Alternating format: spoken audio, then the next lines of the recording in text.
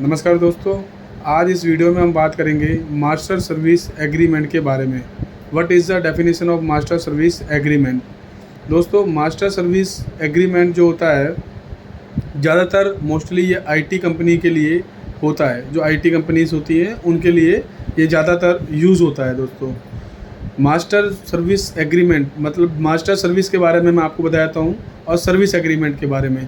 अगर आप किसी से सर्विस लेते हैं या देते हैं, अगर किसी को आप सर्विस प्रोवाइड करवाते हैं या सर्विस आप उससे लेते हैं, तो उसके बीच में जो एग्रीमेंट बनता है दोनों पार्टियों के बीच में, वेंडर और वेंडरी जो होते हैं उसको सर्विस एग्रीमेंट बोला जाता है। दोस्तों, अगर ये सर्विस एग्रीमेंट होता है, अगर मास्टर सर्विस की डेफिनेशन ये है कि अगर आप किसी से भी सर्विस ले रहे हैं लेकिन मेन बंदा मास्टर वो है, उसके थ्रू कोई बंदा वेंडर आपके पास अपॉइंटेड हो रहा है। जैसे मैं एग्जांपल में बताता हूँ आपको, आपकी कोई भी कंपनी है XYZ, जैसे टाइल्स की कंपनी हो सकती है आपकी, या कुछ अदर प्रोडक्ट की कंपनी हो सकती है आपकी।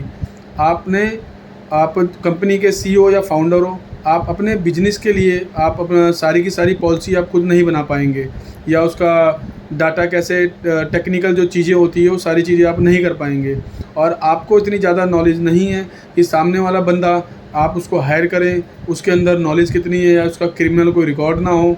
तो उस केस के अंदर कोई भी कंपनी का जो MD होता है या CEO होता है, वो एक किसी मास्टर को ढूंढता है कि उस सर्विस के अंदर, उस टेक्निकल वर्क के अंदर वो मास्टर हो, और वो लेकिन उस मास्टर बोलता है कि सर्विस वो प्रोवाइड करवा दे, वो खुद कर दे, लेकिन उसको मना कर देते हैं क्योंकि उनकी फ़ीस बहुत ज़्यादा हाई हो जाती है। दोस्तों, तो मास्टर सर्विस एग्रीमेंट बेसिकली जो सामने वाला बंदा मास्टर है वो अदर पर्सन को, जिनको नॉलेज होती है उस बिज़नेस की, उनको हायर करता है उस कंपनी में जिस कंपनी में इसकी रिक्वायरमेंट होती है। लेकिन जो मास्टर है वो बेसिकली एक ऑडिट करता है, उस बंदे को देखता है, उस बंदे को टेक्निकल जो उसका काम है, किस हिसाब से वो काम कर रहा है, गलत कर रहा है, सही कर रहा है, जो उसका तरीका काम करने का है वो देखता है। वो बेसिकली एक जो मास्टर है उसको ऑडिट करता है।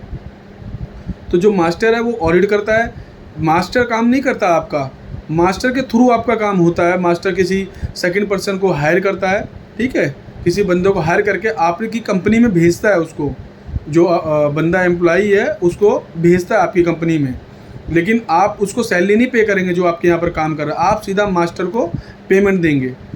मास्टर जो सबसे ज़्यादा आपके जो सेल ग्रोथ होती है, आपकी जो सेल ज़्यादा ग्रोथ होती है, उसका एक जो आपका प्रॉफिट है, जितना आपका प्रॉफिट बढ़ा रहा है या वो बचा रहा है किसी भी चीज़ से, आपका पैसा बच रहा है, उसका कुछ परसेंटेज वो लेता है, कुछ भी परसेंटेज उसकी हो सकती है वो चीज़, तो वो परसेंटेज वो लेता है, और उसमें परसेंटेज जब वो लेता है उसका, तो वही उसकी एक तरीके से सैलरी होती है, वही एग्रीमेंट में मेंशन होता है। दोस्तों, लेकिन जो बंदा आपके पास काम कर रहा होता है, जो बंदा आपके पास काम कर रहा होता है, जो पर्सन आपके पास काम कर रहा होता है, उस पर्सन को आपको सैलरी पे नहीं करनी पड़ती है, आप सीधा मास्टर को सैलरी पे करेंगे। दोस्तों, तो जो मास्टर सर्विस एग्रीमेंट होता है, इसके बारे में मैंने आपको बताया कि क्या चीज़ें होती है। मैं बाकी जब इसको ड्राफ्ट करते हैं, ये किसी एडवोकेट के थ्रू ही ड्राफ्ट होता है, जो भी कॉर्पोरेट लॉयर हैं उनके थ्रू ये ड्राफ्ट किया जाता है। आप अपने किसी फैमिली एडवोकेट या कोई CA या CS अकाउंटेंट के थ्रू भी आप इसको बनवा सकते हैं, या किसी एडवोकेट के थ्रू बनवाएंगे तो ज़्यादा अच्छा होगा, जिसको ज़्यादा नॉलेज होनी चाहिए। कोई भी एडवोकेट वो हो सकता है। दोस्तों, तो मैं इसमें कुछ क्लोज की आपको बताऊंगा जो मैंडेटरी डालने होते हैं, ज़्यादातर जिनका इम्पोर्टेंस बहुत ज़्यादा होता है। दोस्तों, सबसे पहले डिलीवरी उसके अंदर आएगी कि जो डिलीवरी आप उससे क्या ले रहे हैं, जो सामने वाला बंदा जो मास्टर है आपको किस सर्विस के लिए वो बंदा प्रोवाइड करवा रहा है, बेसिकली मेन पावर भी आप इसको कह सकते हैं। तो अब वो बंदा जो डिलीवरी दे रहा है वो क्या चीज़ दे रहा है, कोई सर्विस है, कोई प्रोडक्ट है, या कोई टेक्निकल चीज़ है, कोई IT से सॉफ्टवेयर से रिलेटेड कोई चीज़ है, कोई इंस्टॉलेशन से कोई रिलेटेड चीज़ है, तो उसको देखना पड़ता है, उसकी ड्यूटी है मास्टर की, वो देख के आपको देगा। तो ये पॉइंट एग्रीमेंट में डलना बहुत ज़रूरी होता है। दूसरा, उसका बैकग्राउंड कैसा है बंदे का, जो आपके कंपनी में काम कर रहा है, कोई क्रिमिनल एक्टिविटी का तो नहीं है वो बंदा, हो सकता है कोई क्रिमिनल एक्टिविटी हो तो उसका भी PCC वगैरह जो भी पुलिस से उनकी NOC वगैरह मिलती है, तो वो डॉक्यूमेंट लीगल कंप्लाइंस उसको भी बहुत पूरा करना पड़ता है। तीसरा, सबसे ज़्यादा और बहुत इंपॉर्टेंट, जिसमें डिस्प्यूट टाइम टू टाइम कभी भी क्रिएट हो सकता है, पेमेंट से related, payment term and condition जो होती है उसकी, एग्रीमेंट में डालना बहुत ज़रूरी है। जो मास्टर और जो कंपनी के बीच में एग्रीमेंट बनेगा, जो मास्टर सर्विस एग्रीमेंट बनेगा, इसके अंदर पेमेंट क्लियर होनी चाहिए। कितनी पेमेंट आपको पे करोगे मास्टर को, प्रॉफिट का कितना परसेंटेज होगा, कि कल को कोई डिस्प्यूट क्रिएट ना हो जाए।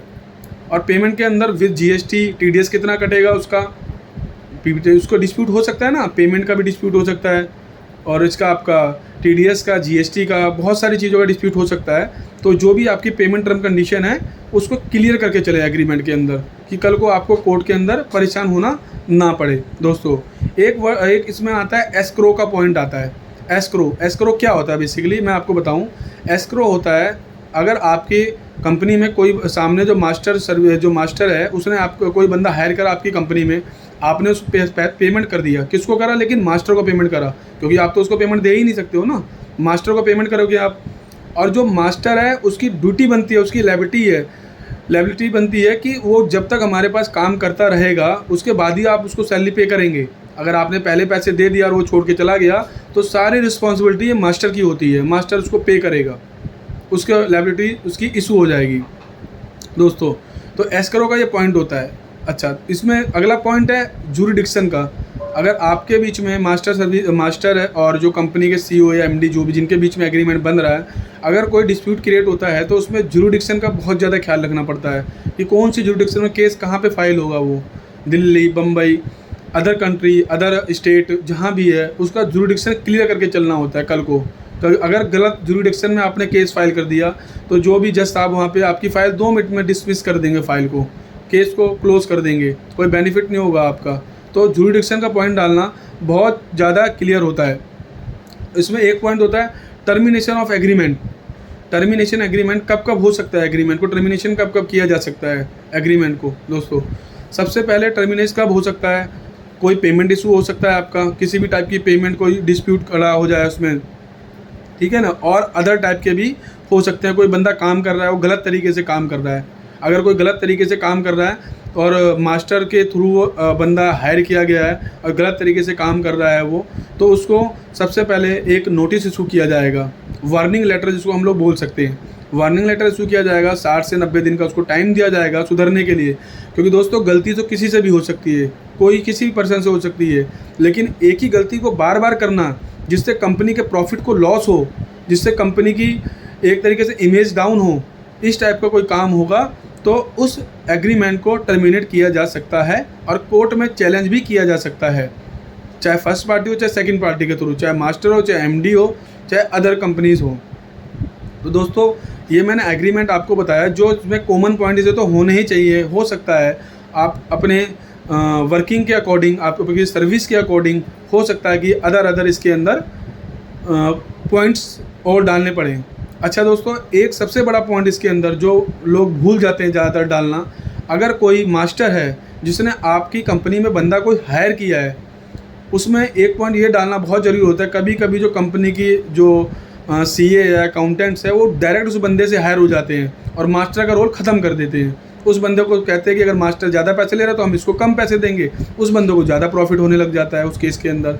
तो दोस्तों इसका भी बहुत ज़्यादा ध्यान रखना है। अगर एग्रीमेंट में चीज़ मेंशन होनी चाहिए, अगर कोई बंदा मास्टर के थ्रू आया है वहाँ पे, तो उसको जब तक वो काम कर रहा है, काम छोड़ने के 2 साल के बाद ही उस बंदे कंपनी में उसको हायर कर सकते हैं। उससे पहले करते हैं तो आप उसके अगेंस्ट में, कंपनी के अगेंस्ट में लीगल एक्शन ले सकते हैं आप दोस्तों। तो इसका बहुत ज़रूर ध्यान रखें दोस्तों। ये जितने भी मैंने पॉइंट्स बताए हैं बहुत ज़्यादा इंपॉर्टेंट पॉइंट्स हैं जो कि इस एग्रीमेंट में, मास्टर सर्विस एग्रीमेंट में डलने बहुत ज़रूरी होते हैं दोस्तों। तो अगर आपका कोई भी कॉर्पोरेट लॉ से रिलेटेड कोई भी क्वेश्चन है, कोई किसी भी agreements, vendors agreements, master service agreements, partnership agreements या अदर एग्रीमेंट्स, किसी भी एनडीए एग्रीमेंट्स होता है, नॉन कम्पीट एग्रीमेंट होता है, किसी भी टाइप का आपको कॉर्पोरेट लॉ से रिलेटेड एग्रीमेंट बनवाना हो तो थंबनेल पे आपको हमारी टीम का नंबर मिल जाएगा। हमारी टीम से आप बात करिए, आपकी जो भी प्रॉब्लम होगी उसका सोल्यूशन प्रोवाइड कराएंगे हमारी टीम आपको। तो दोस्तों प्लीज़ इस वीडियो को लाइक करें, सब्सक्राइब करें और शेयर करें। धन्यवाद दोस्तों।